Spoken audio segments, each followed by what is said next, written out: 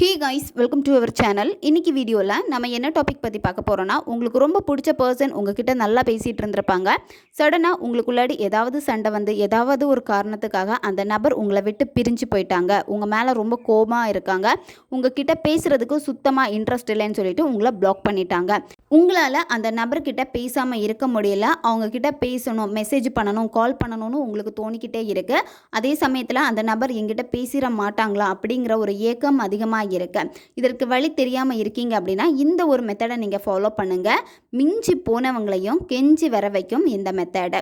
அதாவது உங்களை வேண்டாம் அப்படின்னு கோவமாக பேசாமல் இருக்கக்கூடிய நபரையும் ஆட்டோமேட்டிக்காக தேடி வந்து பேச வைக்கும். அவங்களே வாண்டடாக வந்து உங்ககிட்ட பேசுவாங்க. நம்ம வீடியோக்குள்ளாடி போக முன்னாடி நம்ம சேனலை நீங்கள் இதான் ஃபஸ்ட் டைம் பார்க்குறீங்கன்னா மறக்காமல் சப்ஸ்கிரைப் பண்ணிக்கோங்க. பக்கத்தில் இருக்கிற பெல் பட்டனையும் கிளிக் பண்ணிக்கோங்க. அப்போ தான் நான் போடுற வீடியோஸ் எல்லாமே உடனுக்குடன் உங்களுக்கு நோட்டிஃபிகேஷனில் வந்துக்கிட்டே இருக்கும். வாங்க வீடியோக்குள்ளாடி போகலாம். நீங்கள் நினைக்கக்கூடிய குறிப்பிட்ட பர்சன் சுத்தமாக உங்ககிட்ட காண்டாக்ட் இல்லாமல் இருக்காங்க. நீங்களும் அவங்கக்கிட்ட பேச போனால் அவங்க உங்கள் மேலே கோவமாக இருக்காங்க. எனக்கு கால் பண்ணாத, மெசேஜ் பண்ணாத, எனக்கு ஒன்று சுத்தமாக பிடிக்கல, எனக்கு உன் மேலே லவ்வே இல்லை அப்படின்னு மூஞ்சில் அடித்த மாதிரி பேசிட்டாங்க. நீங்கள் எவ்வளோ தான் ட்ரை பண்ணி பார்த்தோம் அந்த நபர் வந்து இறங்கி வந்து உங்ககிட்ட பேசுகிற மாதிரி இல்லை. அந்த நபர் உங்ககிட்ட பேச மாட்டாங்களா அப்படின்னு சொல்லிட்டு நீங்கள் கவலையாக இருக்கீங்க, ரொம்ப ஸ்ட்ரெஸ்ஸாக இருக்கீங்க. கஷ்டமான சூழ்நிலைகள் எல்லாமே உங்களுக்கு இருக்குது. ஏன்னா அந்த நபர் பேசலைங்கிற ஒரு எண்ணம் மட்டும்தான் உங்கள் மைண்டில் அதிகமாக இருக்குது அப்படின்னா நீங்கள் இந்த எண்ணத்தை முதல்ல அழிச்சிருங்க. அவங்க பேசலையே அப்படின்னு சொல்லிட்டு அவங்கள தொடர்ந்து கால் பண்ணுறது, மெசேஜ் பண்ணுறது, இந்த மாதிரி வேலை நீங்கள் பண்ணவே பண்ணாதீங்க. திரும்ப இந்த மாதிரி நீங்கள் பண்ணிக்கிட்டே இருந்தீங்க அப்படின்னா நீங்கள் நெகட்டிவான ஒரு எண்ணத்தை வந்து அங்கே கொடுத்துக்கிட்டே இருக்கீங்க. அதாவது அந்த நபர் வந்து உங்ககிட்ட பேசுகிறதுக்கு விருப்பம் இல்லை, என்ன டிஸ்டர்ப் பண்ணாத, உன் மேலே இன்ட்ரெஸ்ட் இல்லை அப்படின்னு சொல்லிட்டாங்கன்னா நீங்கள் அமைதியாக இருக்கணும். திரும்ப போயிட்டு என்கிட்ட பேசு, நீ இல்லாமல் என்னால் இருக்க முடியாது, அந்த மாதிரி அவங்கக்கிட்ட நீங்கள் சேஸ் பண்ணிக்கிட்டே இருந்தீங்க அப்படின்னா இன்னும் உங்களை விட்டு விலகி தான் போவாங்க.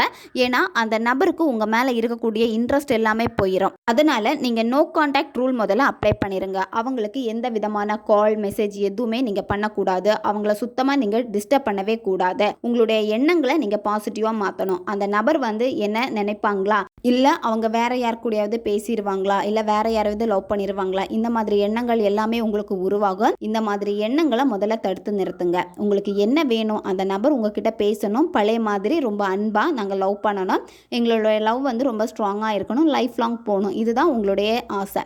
அப்போ நீங்கள் என்ன பண்ணணும்னா இந்த எண்ணத்தை தான் அதிகமாக நினைக்கணுமே தவிர அவங்க எதுக்காக சண்டை போட்டு போனாங்க, அவங்க வேற யார்கிட்டயாவது பேசுகிறாங்களா, அந்த மாதிரி நீங்கள் செக் பண்ணிக்கிட்டே இருக்கக்கூடாது.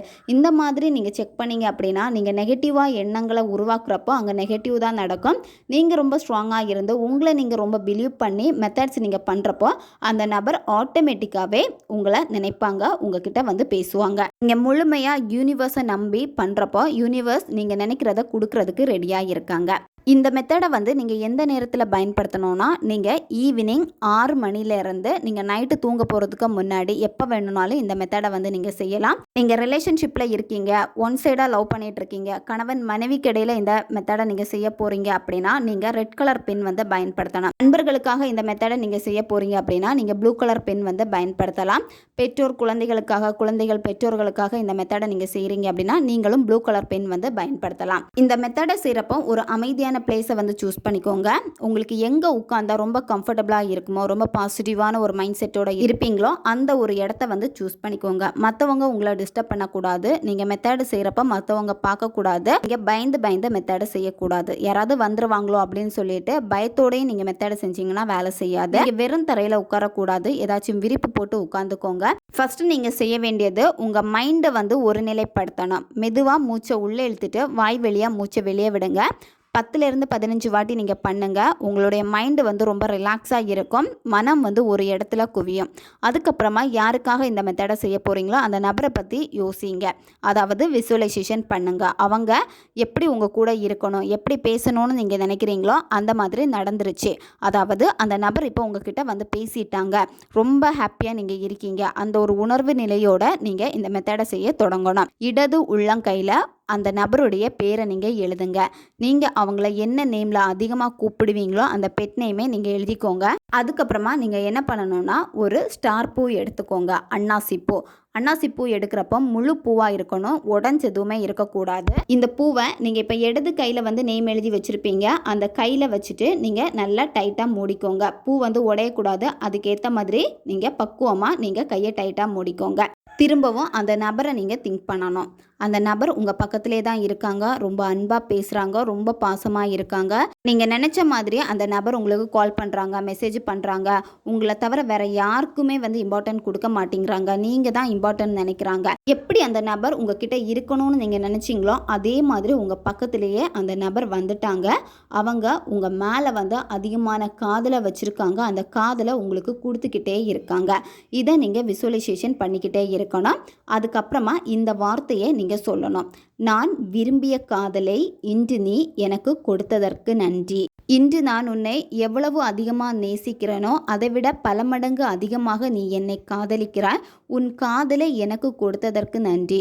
இன்று போல் என்றுமே நீ என்னோடு இருக்கிறாய். இந்த பிரபஞ்சம் உன்னையும் என்னையும் ஒன்று சேர்த்ததற்கு மிக்க நன்றி. இந்த வார்த்தைகளை நீங்கள் ரிப்பீட்டடாக சொல்லிக்கிட்டே இருக்கணும். இதை நீங்கள் ஒரு பேப்பரில் எழுதி வச்சுட்டு மனப்பாடம் பண்ணிக்கோங்க. அதுக்கப்புறமா நீங்கள் இந்த மெத்தடை செய்கிறப்போ கண்ணை மூடிட்டு நீங்கள் இந்த மெத்தடை செய்கிறப்போ இதை நீங்கள் உங்கள் மனசுக்குள்ளாடியோ இல்லை வாய் விட்டு மெல்லமாவோ நீங்கள் சொல்லிக்கிட்டே இருக்கணும். எவ்வளோ நேரம் வேணாலும் நீங்கள் சொல்லலாம். கவுண்டிங் எதுவுமே கிடையாது. குறைஞ்சது நீங்கள் 5 நிமிஷத்துல இருந்து 10 நிமிஷமாச்சும் சொல்லணும். இந்த மெத்தடை நீங்கள் எந்த நாளில் வேணாலும் நீங்கள் தொடங்கலாம். இந்த வார்த்தைகளை சொல்லி முடிச்சதுக்கப்புறம் என்ன பண்ணணும்னா உங்களுடைய இடது கையை ஓப்பன் பண்ணிவிட்டு அந்த ஸ்டார் பூவை பார்த்து 3 வாட்டி நீங்கள் ஊதணும். உங்களுடைய பாசிட்டிவான எண்ணத்தை அந்த ஸ்டார் பூவுக்கு நீங்கள் கொடுக்குறீங்க. அதுக்கப்புறம் நீங்கள் என்ன பண்ணணும்னா அந்த ஸ்டார் பூவை உங்களுடைய தலகாணிக்கு அடியில் வச்சுட்டு நீங்கள் தூங்குங்க. டெய்லி நைட்டு நீங்கள் தூங்க போகிறப்ப அந்த ஸ்டார் பூ உங்களுடைய தலகாணிக்கு அடியில் இருக்கணும். இப்போ உங்களுடைய தலகாணி வேறு யாராவது யூஸ் பண்ணுறாங்க அப்படின்னா இந்த ஸ்டார் பூவை மார்னிங் எடுத்து ஏதாச்சும் ஒரு பாக்ஸில் போட்டு டைட்டாக மூடி வச்சுருங்க. நைட்டு நீங்கள் தூங்க போகிறப்போ தலகாணிக்கு அடியில் வச்சுட்டு தூங்குங்க. இந்த மாதிரி கண்டினியூவாக நீங்கள் 7 நாட்கள் இந்த மெத்தடை நீங்கள் செய்யணும். ஃபஸ்ட் டே மட்டும் இந்த மெத்தடை நீங்கள் செஞ்சால் போதும். தொடர்ந்து நீங்கள் பில்லோ கடியில் வச்சுட்டு தூங்கணும். 7 நாட்களுக்குள்ளாடியே இது உங்களுக்கு ரிசல்ட்டை கொடுத்துரும். நீங்கள் எக்ஸ்பெக்டேஷன் எதுவுமே பண்ணக்கூடாது.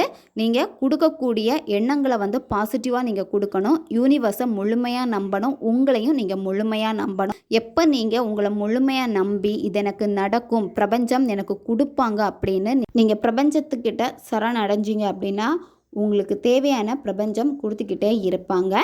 7 நாள் முடிச்சதுக்கப்புறமா 8வது நாள் ஈவினிங் 6 மணிக்கு மேலே இந்த ஸ்டார் பூவை வந்து எரிச்சிருங்க. ஃபுல்லாக வந்து நீங்கள் சாம்பல் ஆக்கணும். சாம்பல் ஆக்கி அந்த சாம்பலை காற்றுல ஊதி விட்டுருங்க. ரொம்பவும் பவர்ஃபுல்லான ஒரு மெத்தட் இது.